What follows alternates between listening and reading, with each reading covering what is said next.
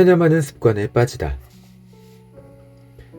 자신이 쓸모없는 사람이고 주어진 권리도 적고 할 수 있는 게 별로 없다는 느낌이 들면 이따금 혹은 항상 체념하는 것에 익숙해진다. 자존감 결여와 우울감은 서로 밀접하게 관련이 있다. 자존감 부족은 평소 기본 정서에서도 잘 드러난다. 자존감이 낮은 이들은 쉽게 침울해지고 틈만 나면 사는 낙이 없다고 푸념한다. 실제로 스스로를 사랑하지 않으며 동시에 언제 어디선가 있을지도 모를 공격에 대비해 잔뜩 긴장하고 사는 데에는 막대한 에너지가 소모된다. 에너지는 에너지대로 허비하는데 사는 기쁨도 였다 보니 병에 잘 걸리고 이곳저곳 쑤시고 아프다. 이렇듯 일상을 유지하는 것만 해도 많은 노력이 들기 때문에 몸이든 마음이든 추가적인 부담을 견뎌낼 힘이 별로 없다. 그래서 자존감이 강한 부류보다 쉽게 포기하고 단념하는 비율이 높으며 실패나 실망을 여러 차례 겪을수록 이 성향이 점점 강해진다.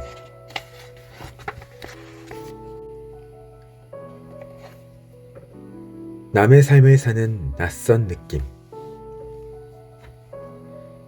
체념하는 습관에 익숙해지면 인생을 잘못 사는 듯한 느낌이 종종 찾아온다. 자기 불안을 안고 사는 사람은 주로 방어하느라 급급하고 목표를 설정하는 일이 드문 탓에 자기 결정의 경로에서 쉽게 벗어난다. 이들의 인생 행로는 곧잘 우연과 수동적인 선택으로 이루어진다. 마침 눈에 띄었거나 안전하다는 이유로 선택했을 뿐 자신이 진정 좋아하는 것인지 확신하지 못한다. 직업조차 부모님이 시켜서 고른 경우가 태반이다. 내가 상담한 사람들 가운데 다수가 원래는 다른 일을 하고 싶었지만 부모의 뜻을 거역할 수 없어서 지금 직업을 택했다고 고백했다.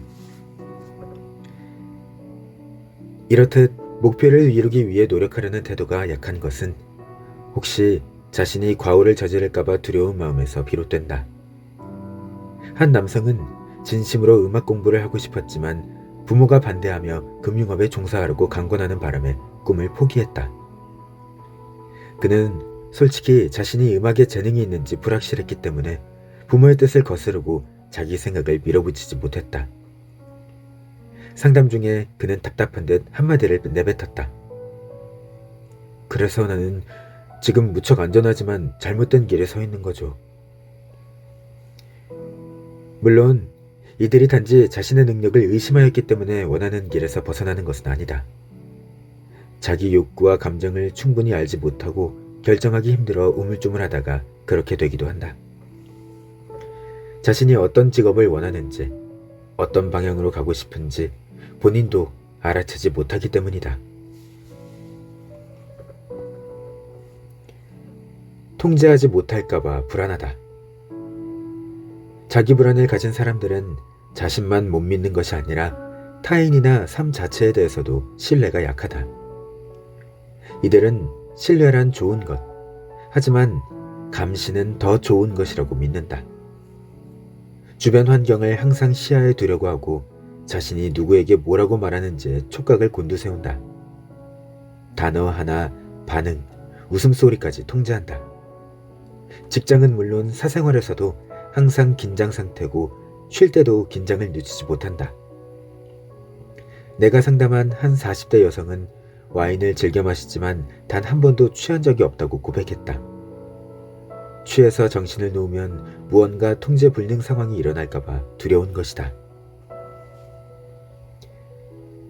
자존감이 약한 사람에게는 모든 것이 불안하다.